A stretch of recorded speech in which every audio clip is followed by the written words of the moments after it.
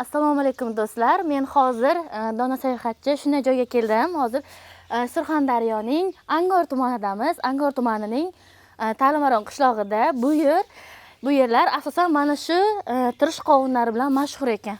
O'zi ham ko'rinishini qarang, buni bir. Oy, chiroyli. Buni yerga qo'ymasam juda og'ir ekan. Men 3 minutdan ortiq ko'tarib tura olmasam kerak. Mana shu qovunlarni ekish bilan bu yerdagilar asosan shug'ullanar ekan. Bu yerda dehqonchilik, bu yerda suv ham yaxshi, dehqonchilik ham yaxshi, ko'z tegmasin.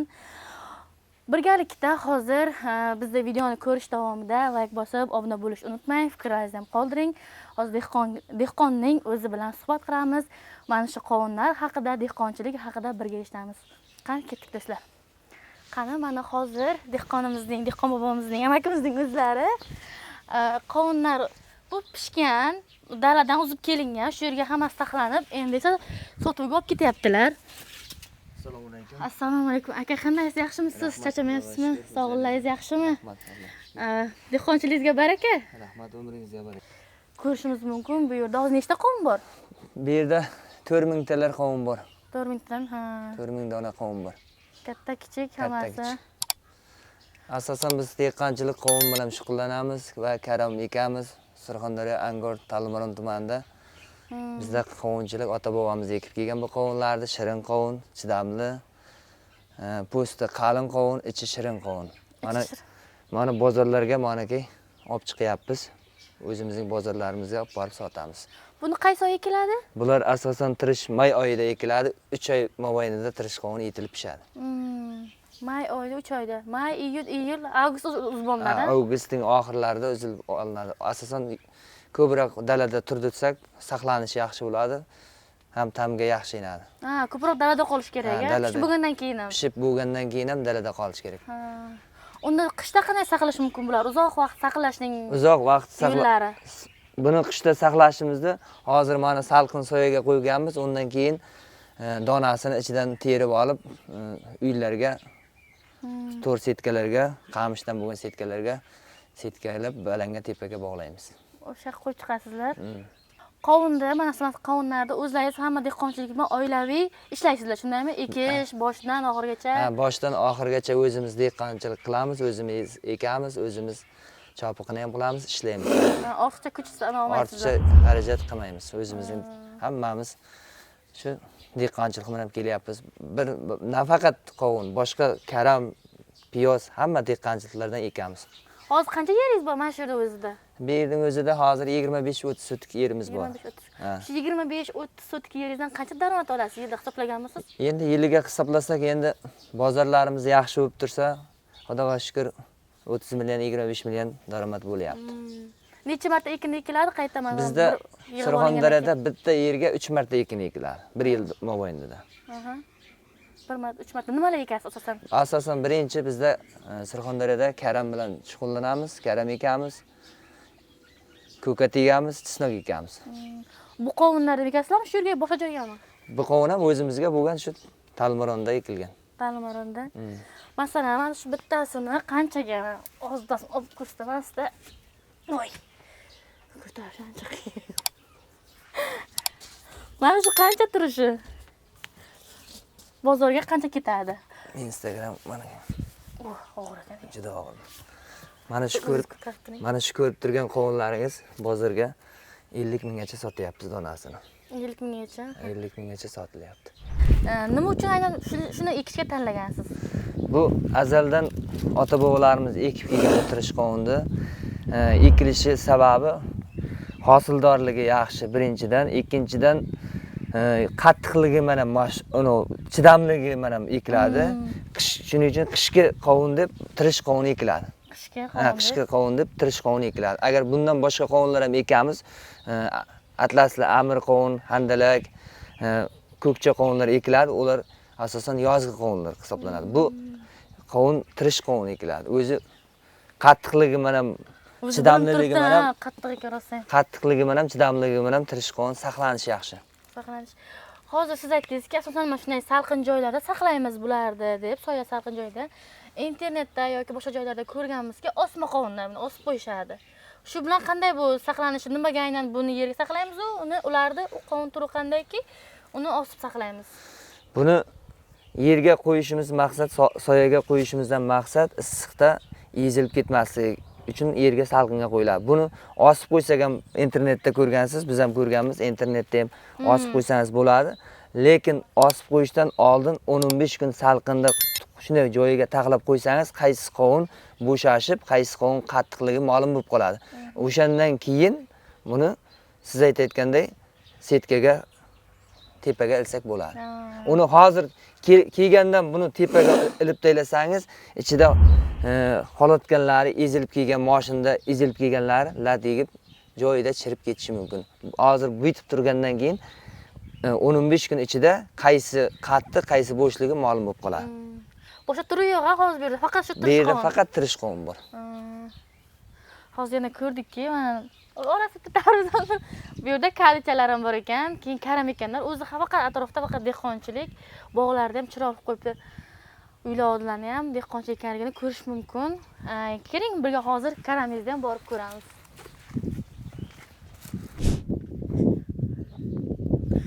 Bu yerga hozir nima ekmoqchisizlar? Bu yerga dekabr oyida bahorgi toshkaram ekiladi, gulkaram bilan. Toshkaram? Ha. Demak, karam yilda 2 marta ekarkansizlarda. Ha, bahorgi karam ekiladi, kuzgi karam ekiladi. Mana shu ko'rib turgan yeringizni mana hozir agat ochib dehqonchilikka karamdan ko'proq foyda keladimi, qovundan? Ikkalasidan ham Xudoga shukr yomon daromad ko'rganimiz yo'q. Surxondaryoda bizda asosan 3 xil, bir yilda 3 xil ekin ekib olinadi bitta yerga. Bu karam mana ko'rib turganingiz bu karam o'rtadan ham ekilmagan qolgan joylar bor. Unga asosan ekilmasligi sababi shamollab yaxshi yetilish uchun o'rtaga joy taylab ketiladi. Bu yerda nimadir ekansiz shekilli? Endi bundan ham unumli foydalanish uchun sholg'om sabzi ekiladi. Bu hozir o'zimizda dasturxonimizda shu ovqatlarimizni bezab turadigan karami. Bitta shu turi. Ha, Brukli novi. Brukli. Brukli novi. Buni qanday sharoitda ekiladi? Aynan nima bu talab etiladi eng ko'pi? Bu asosan avgust oyida ekiladi. Bu 4 oy 5 oy mobaynida pishadi. O'zimizning dorsag'onimizda ham yesangiz, Rossiyalarga yuk chiqadi. Bu karamni Rossiyaga yuk chiqaramiz. Buning novi Brukli. Juda sovuqqa ham 4-5 gradus sovuqgacha ham chidamli, hech qanday ustiga qishda ham biror narsa yopmasangiz ham o'z holatida pishadi. Qor tagida ham qolaversa bo'ladimi? Qor tagigacha tursa ham qoladi. 4-5 gradus sovuqgacha chidamli karam. Hamma narsani deyarli 70% dehqonchiligimiz o'zimizdan, bozordan sotib olmaymiz. Qachondan beri boshlagansizlar shu ishni? Bu ishni dehqonchilikda shu yoshligimizdan, bolalikdan shu o'zimiz hammamiz oilaviy dehqonchilik bilan shug'ullanib kelamiz. Sizni demak ota-onangiz ham shu dehqonchilikdan? Dehqonchilikning orqasidan kelyapmiz mana. Qovun ham, tarvuz ham ekamiz. Anor ekamiz dehqonchilikning orqasidan. Hozir bu yerdan tashqari yana boshqa joyda ham anor bormi? Yo'q, bu joy ana shu o'zi chegara bo'ylab ekilgan. Boshqa viloyatlarda ko'rsangiz chegaraga zobor tartib qo'yadi, bizda bo'lsa chegaraga anor tartib qo'yamiz. Chegaraning bu tarafini ham chegaraning belgisi bu anorda. Chegaraning belgisi bir tomoni qo'shnimiz yeb ketaveradi, bir tomoni biz yeb ketaveramiz o'rtani. Navcha zo'r ekan. Yaxshi qo'shnilar ekansizlar demak. Ko'rib turgan mana shu qovunlarning hammasi shirin, hammasi ta'mi bor. Tirish qovun degan chet mamlakatlarga ham eksport bo'lyapti qovun. Buning qattiqligi uchun ham, chidamligi uchun ham bemalol turib beriladi. Turib beriladi. Po'sti qalin, ichi shirin qovun. Shuning uchun tirish qovunlar juda chidamli bo'ladi. Shuning uchun ham tirish qovun ekamiz. Qism sinab ko'rsak bo'ladimi? Sinab ko'ramiz az. Kettigina sinab ko'ramiz.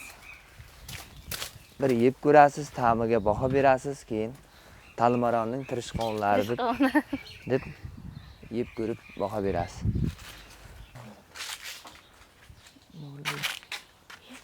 Bu Telegram-ku. Talatdan ham oling.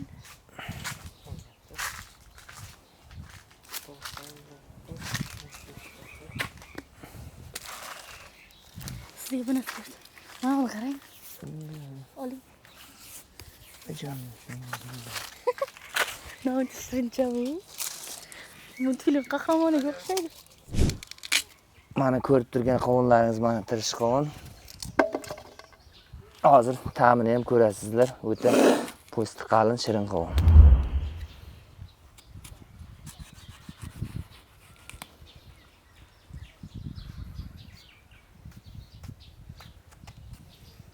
Mana donaxon yeb ko'rishingiz mumkin. Shuna bu kadar. Ishlab baho berasiz. Mana.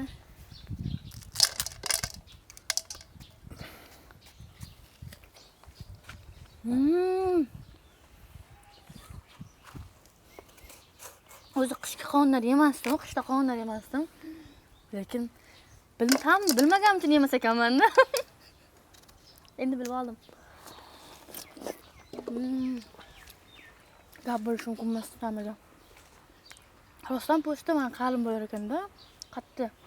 Mana shu qovunlar ekilgandan keyin qanday parvarishlar qilinadi, nimalar berasiz, qanday injiqliklari bor, qanday sharoitda saqlanadi, shular haqida ham bir aytib o'tsangiz. Bu qovunlar ekilish jarayoni yerni chuqurroq haydashga bog'liq. Qancha yer chuqur haydalsa, tomiri shunchalik ildizi bo'sh joyda tomiri ildizi ketadi. Buni ekamiz, may oylarida ekamiz qovunni.